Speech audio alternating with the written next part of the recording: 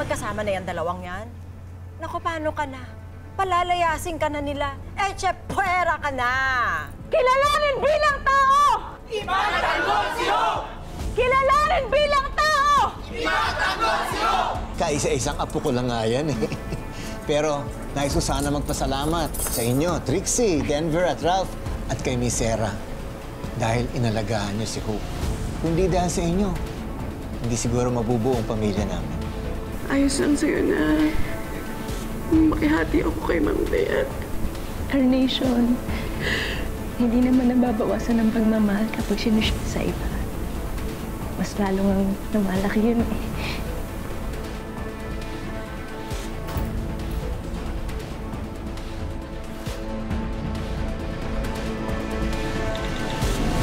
Yuro, pupunta po tayo dito? Oo, anak. Bakit ayaw mo ba? Baka naman meron kang ibang gustong puntahan. Pupuntahan natin. Isasama din natin ang Lolo Waldo mo. Parang magandang family bonding na rin yan para sa atin. At isa pa, gusto rin kitang ilayo muna dito para makalimot ka sa mga nangyari. Carnation, gusto mo sa mama? Carnation, huwag ka mahiya. Kung wala ka mapupuntahan, okay lang naman na dito ka muna makitira sa amin. Salamat po.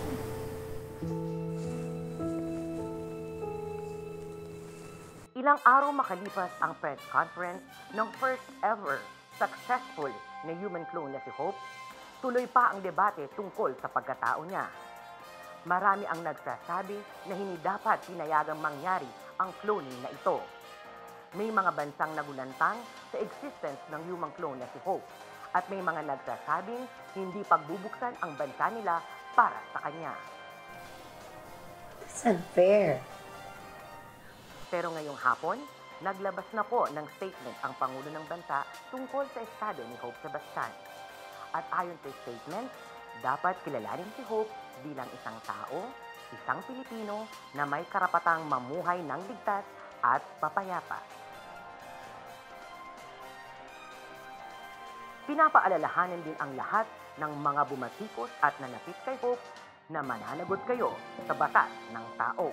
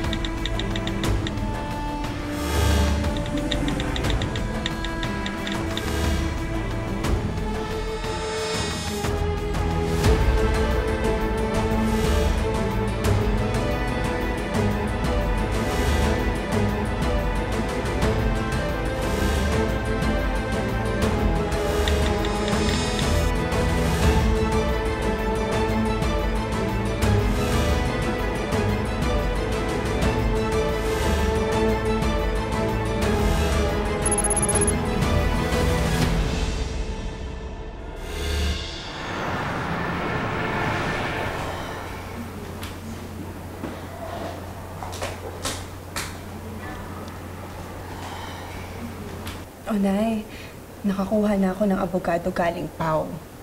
Sabi nila, pwede daw mabawasan yung sintensya mo. Eh, kasi kusa ka naman sumuko eh. Bakit ba ang bait mo sa akin?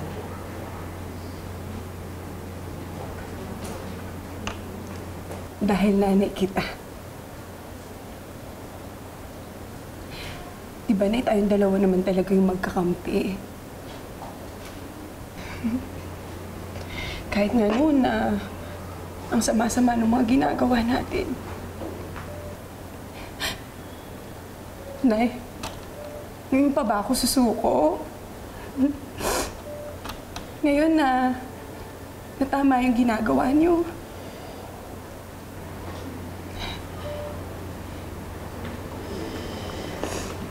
Nay, may kasama din po pala ako.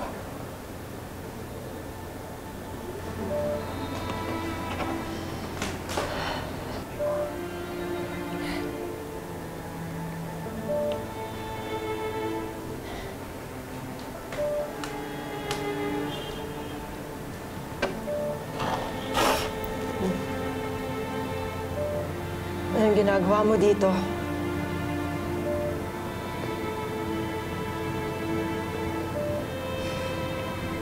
Nay, pumunta po ako dito kasi gusto ko po kayong makita. Gusto ko rin pong magpasalamat sa inyo, Nay. Dahil kahit alam ko na mahirap po sa inyo na aminin yung pagkakamali niyo. Pero sumuko pa rin po kayo. Kaya salamat po, Nay.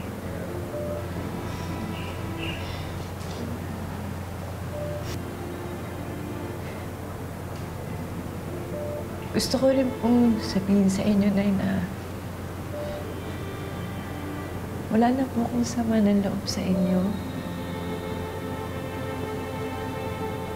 Napatawad ko na rin po kayo, Nay.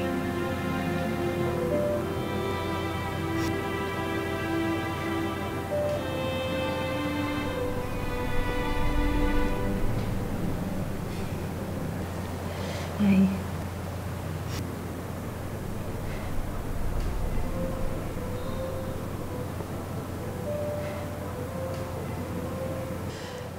Huwag mo muna akong patawarin, Hope. Nay naman.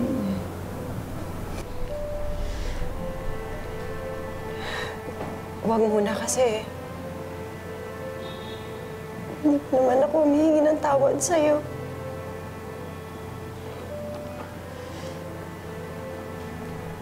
Alam mo, habang nandito ako sa kulungan, napag-isip-isip ko na tama si Carnation. Pinag-initan kita. Labas ko lahat ng galit ko sa'yo kahit wala ka namang ginagawang masama.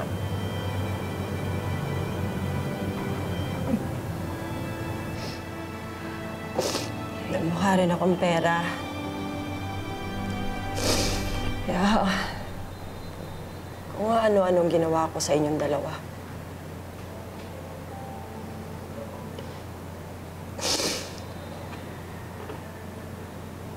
Pag naiisip ko yun, hiyang-hiya ako sa sarili ko. Hindi ko alam kung paano ako haharap sa inyong dalawa.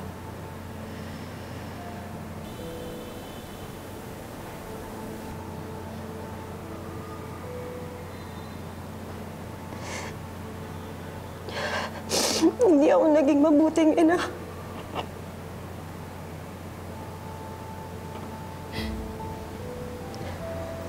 Sa'yo. At sa'yo, anak.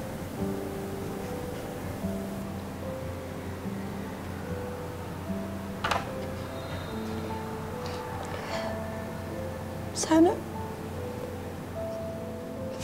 mapatawad ninyo akong dalawa. Alam ko hindi karapat-dapat, pero sana mapatawad pa rin ninyo ako.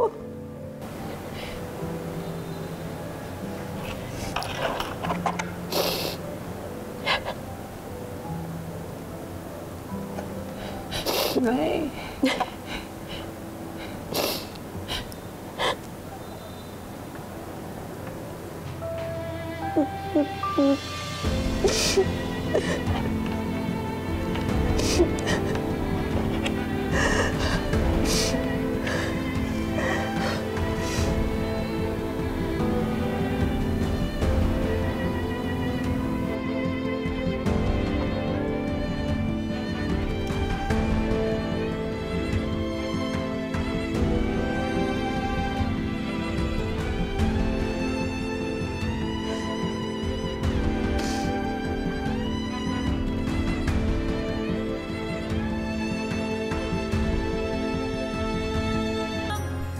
Hope.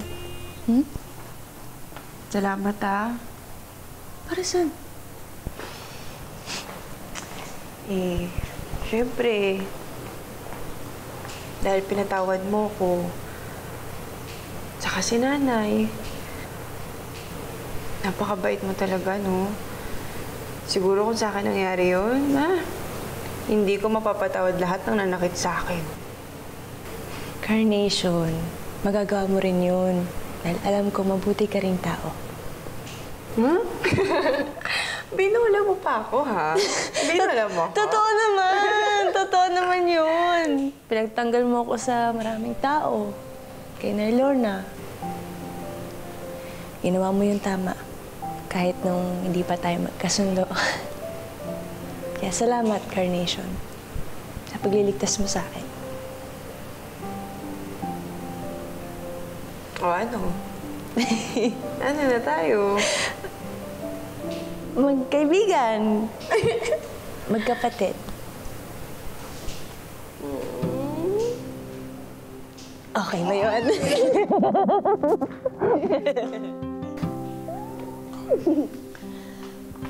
Oh, nandiyan na pala kayo. Kanina pa naghihintay yung designer. Po, bakit mo parisan? Oras na para ipakilala ko ang anak kong nagbalik. This will be your homecoming party. At syempre, dapat may maganda kang isusuot. Mama, hindi naman po na kailangan yun. Ay, hoy, huwag ka nang tumanggi dyan, ha? Ito sa dami ng pinagdaanan mo, dapat lang na i-celebrate nyo ang pagkikita nyo ulit ni Ma'am Dayan. Tama si Carnation. Sana Hope. Excited ka na ba? Excited ka na sa party mo? Apo. Halika na, naghihintay na yung designer.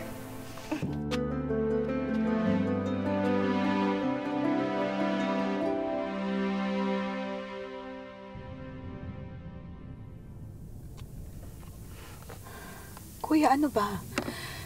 Ganito na lang ba talaga mangyayari sa'yo lagi? Nagtatago? Bakit kasi hindi ka na lang humingi ng tulong kay TSV? Mag-request ka sa kanya ng secured hideout mo. Hindi na ako tutulungan nun. Nilaglag na ako ni TSV, Kara. What? Paano? Ilang beses kasi binanggit ni Hope pangalan ko sa press con. Wanted daw ako. Ayaw na ni TSV ma-involve sa mga ginagawa ko. Oh, wait, kuya. So, paano na? Ano na mangyayari sa'yo? Ganito na lang, ha? Don't tell me, titigilan mo na si Hope. Never. Ibinigay na hirap sa akin ng babaeng yan. Lalo na ngayon, hindi ako susuko. Besides, may kausap nga ako ngayon eh. Mas bigatin pa kay TSV. Mas malaki daw rin ibabayad sa akin. Teka muna. Baka mamaya naman sindikato yan, kuya, ha? Baka mamaya kung ano-ano na yung pinapasok mo. Tara, wala na akong choice. Desperado na ako eh. Wala akong pondo para makatakas. Kailangan ko talaga kumapit sa patilim. Pangklase talaga yung Hope na yan. Kasalanan niya lahat to eh. Patong-patong na problema na lang dinala niya sa pamilya natin. Sinira niya na tayo.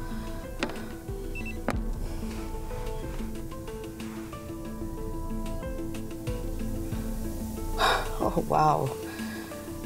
Speaking of, look what Aika just sent me. Magpapaparty pa siya. Kapal ng mukha ng babaeng to. Wala siyang karapatang maging masaya.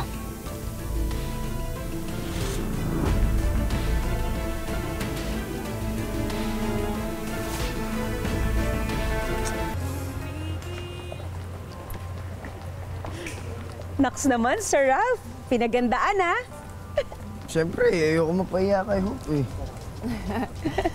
Baka naman, Mama, hindi mo kayanin si Hope, ha? Naku, tinulungan ko pa naman yun sa pagdidesign ng susuotin niya ngayon. For sure, maganda yun. Pinulungan ko rin siya nung inaapi mo siya.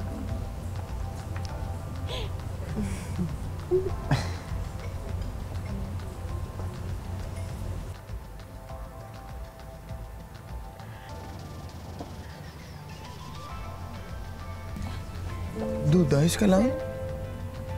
Huh? Nahilo ako. Nahilo doon ako naiiyak.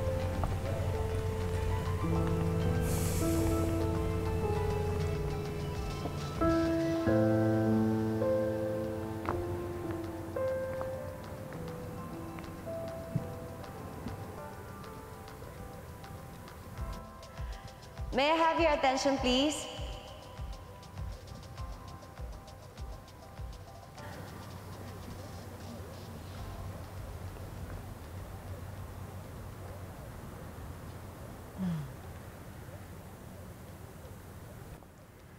Alam kong marami na sa inyo ang nakarinig ng balita tungkol sa pamilya namin. At ngayong gabi, gusto kong linawin sa inyong lahat. Years ago, our beloved daughter died. At hindi namin kinaya ni Christian ng kalungkutan. Kaya ginamit ng asawa ko ang expertise niya sa genetic engineering para magkaroon ulit kami ng pagkakataon na maging isang magulang. At matapos ang matagal na paghahanap, nakauwi na sa amin ang pinakamamahal kong anak. At ngayong gabi, gusto kong ipakilala sa inyo ang aking unika iha, si Hope Sebastian.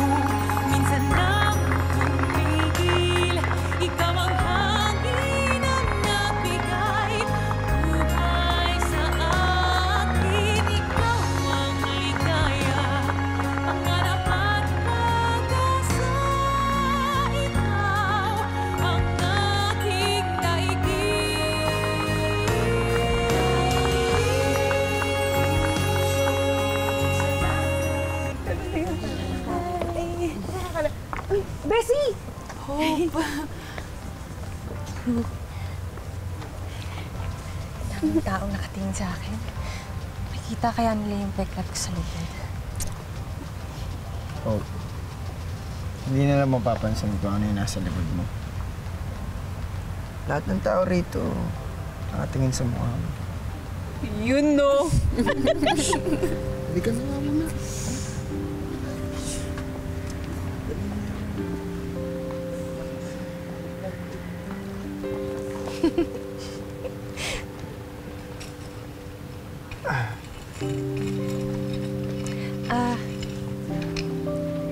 Nga pala, salamat sa pagpunta mo dito.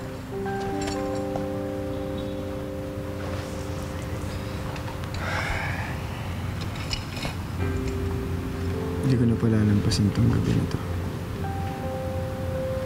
Totoo yung sinabi ko. Ang ganda-ganda mo. Oo nga. Salamat. Pwede ba kitang sayaw?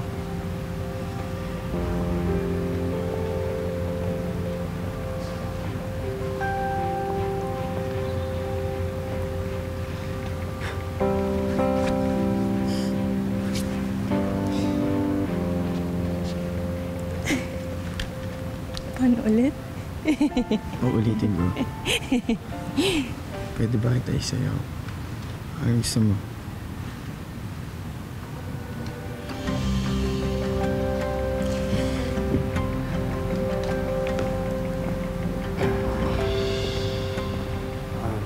Hope. Anong ginagawa mo rito? Huwag kang lumapit dito, sinabi. Anong ginagawa mo rito? Ralph, teka lang. Gusto ko lang kayo makausap. Sa tingin mo, kaya kita makalapit kay Hope? Ha? Di ka na nga dapat nakalaya pa eh, pagkatapos ng ginawa mo sa amin.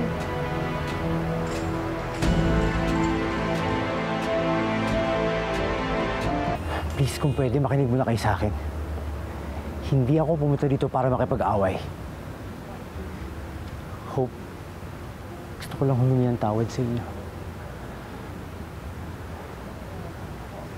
Hope, napanood ko yung buong press con mo. At narinig ko lahat ng sinabi mo.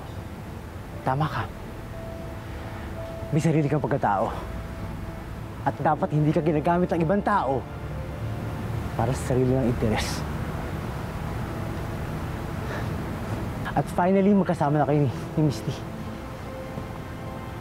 Hope, masaya ako para sa'yo. Kaya sana mapatawad niyo na ako.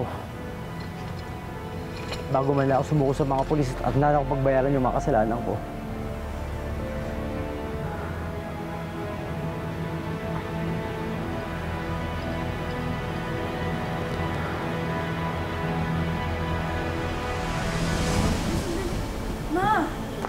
Ano ba? Nakakahiya.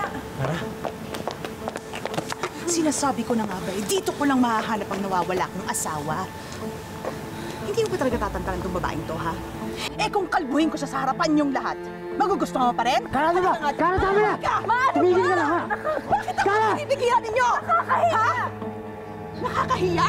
Yan ang dapat mahiya! Halika dito! Kara na ba? Dito ka! Halika! Ano ba? Pwede ba tumigil ka na? Subukan mo saktan ulit yung anak ko. Ako yung mga kalaban mo. Why, you think I'm scared of you? Ma, ang kapal ng mukha mo, no?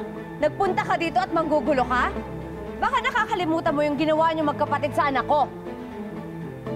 At wanted ang kapatid mo sa pangingidnap sa anak ko. Yan magaling mong hope pang sisihin mo. Dahil kung hindi dahil sa malanding yan, buo pa ang pamilya ko! Kara, pwede ba? Walang kasalanan tayo si Hope! Wala? Homewrecker yan! Alam mo kung lang dapat sa kanya, mabura na yan dito sa mundong to. Sa totoo lang, hindi na dapat ginawa yan ng ama niya. Hindi ka na dapat nabuhay sa mundo! Tumahimik ka! Kara, hindi ka ba nag-iisip? Kung meron dapat sisihin dito, yung sarili mo! Dapat hindi ginawa ni Doc Sebastian si Hope, eh. Kundi dahil sa ginawa mo. Di ba? Shut up! Shut up! Bakit, Sak? Anong ginawa ni Kara? Tumahimik ka. Ha? Walang maniniwala sa mga sasabihin mo. Hindi dapat gagawin ni Dr. Sebastian si Hope kung hindi namatay si Bianca noon. Pero namatay si Bianca dahil iniwan mo siya sa bangin, di ba? Alam ni Kara yung nangyari kay Bianca noon. Pero nagpanggap siyang walang alam para hindi mahiligtas si Bianca. Di ba?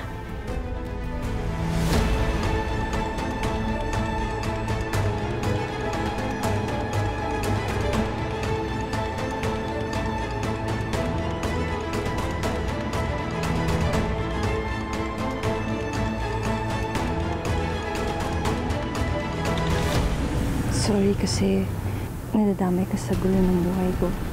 Gagawin ko yung lahat para sa'yo kasi mahal kita. I love you too. Tulong! He didn't believe na matutulad siya sa daddy niya. Ano bang sakit ng daddy niya? Nagkaroon ng multiple systems atrophy ang asawa ko. Walang gamot. Oh, please, tulungan mo. Please, help me save my son. Please, please. How dare you! Nangako ako sa anak ko na hindi na siya ulit masasaktan. Natutuparin ko yun. Gagawa po sila ng clone ni Ralph? Pag ginawa po ba nila yun, gagaling na si Ralph? Nag-uusisa ka ba dahil gusto mong tulungan si Ralph? Pag-isipan mo nang mabuti to.